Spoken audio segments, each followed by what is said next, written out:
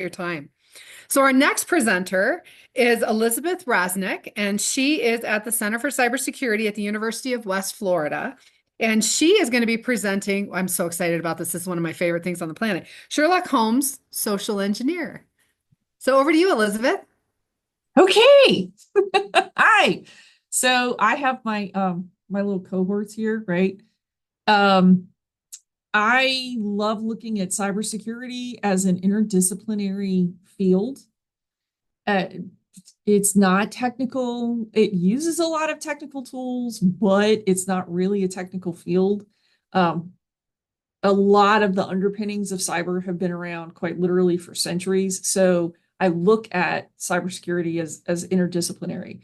And that's really what this is all about, the idea that a character like Sherlock Holmes can teach us social engineering.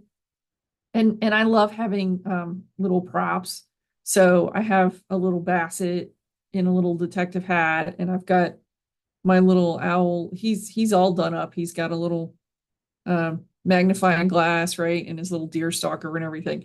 So I love bringing props into it too to make it seem not as scary and as technical, right? These are soft, fuzzy little things. I mean, how technical can they be, really, right?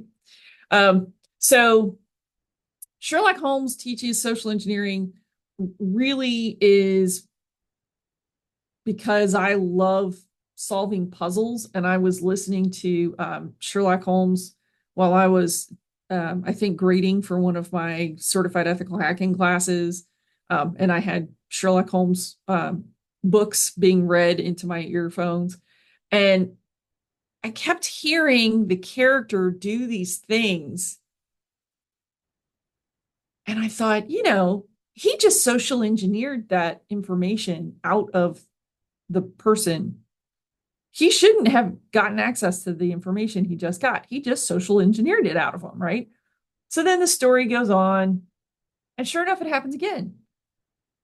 So then I'm listening to another story, and it happens again. And it occurred to me that we can make cybersecurity truly interdisciplinary if we start introducing cyber concepts in other classes, like in a literature class where they're reading English literature, like the Sherlock Holmes stories, or in history classes where they're looking at, I don't know, battles from ancient Rome or even from the American Revolution. We can look at some of the cryptography that was used back then, which of course was not computationally based, right? It was hand coded.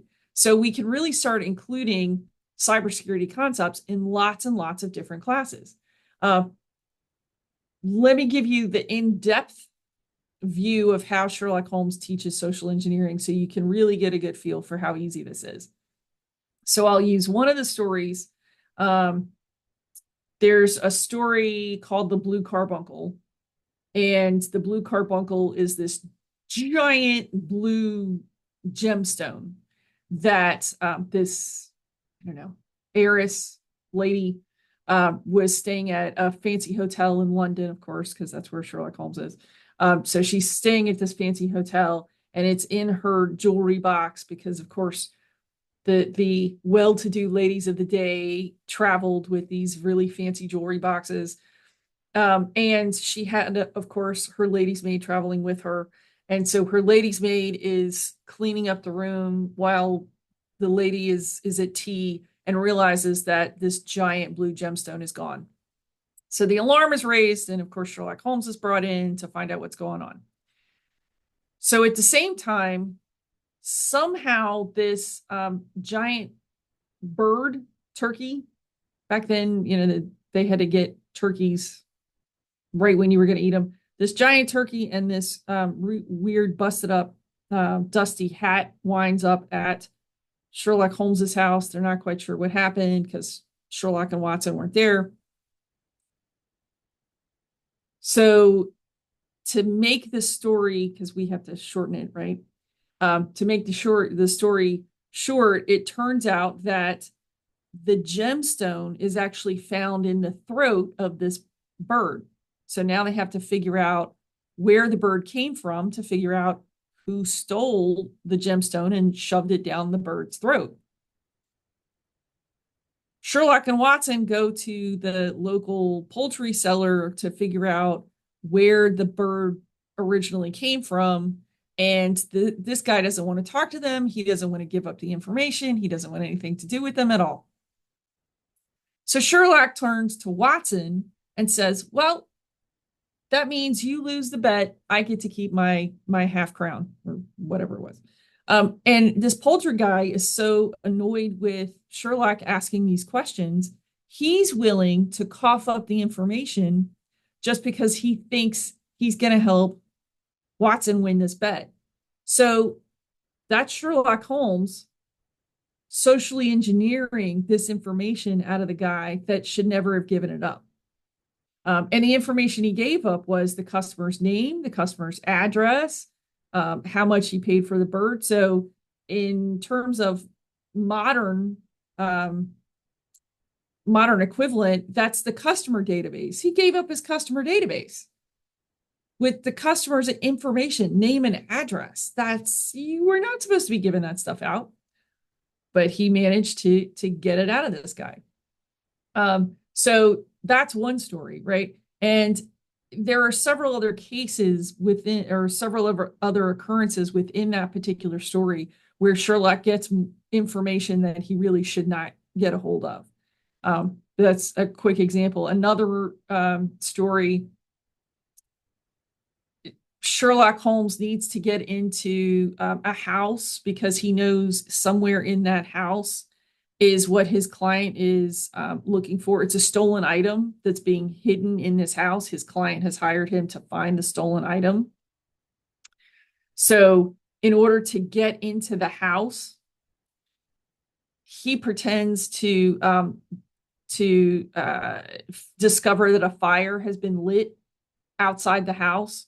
And so everybody in the house, because remember, it's Victorian times and they don't have really good fire squadrons or anything. So everybody comes rushing out of the house. He goes in to pretending to help make sure everybody's out of the house. That buys him enough time to be able to see where the item was hidden in the house. And so he's able to find it. So he socially engineered the information there by scaring everyone into thinking there was a fire. And that gave him the opportunity to see where the hidden information was, where the hidden item was. There's also a case called the Dancing Men, where there's actually a code that's used. It's a bunch of images of little stick figures. And so it's got all these stick figures, and the messages in these stick figures keep being left all over this area, and it keeps scaring all of the people there.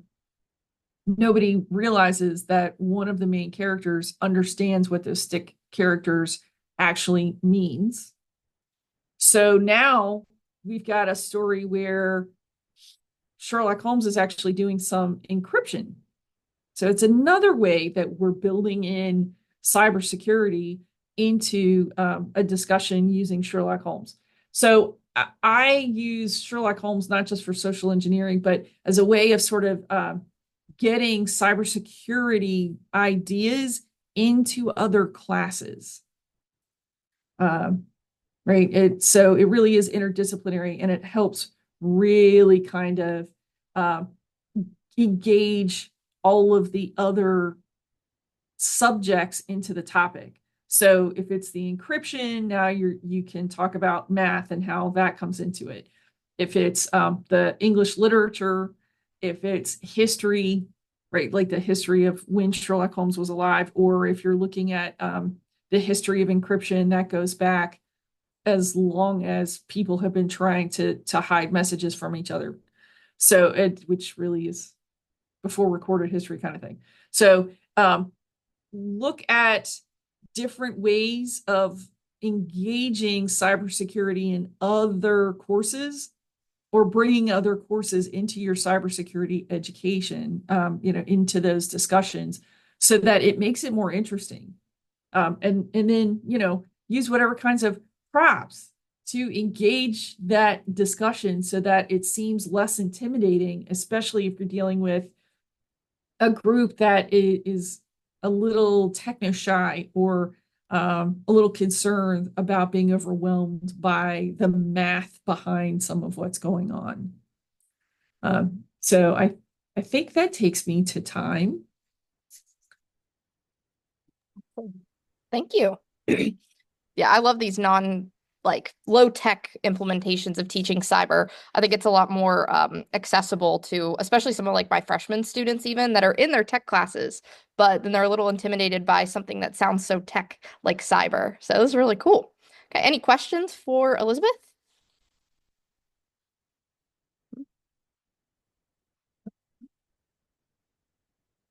Well, awesome. Thank you so much again. If anybody does have questions, and I put this in the chat, there is breakout rooms for every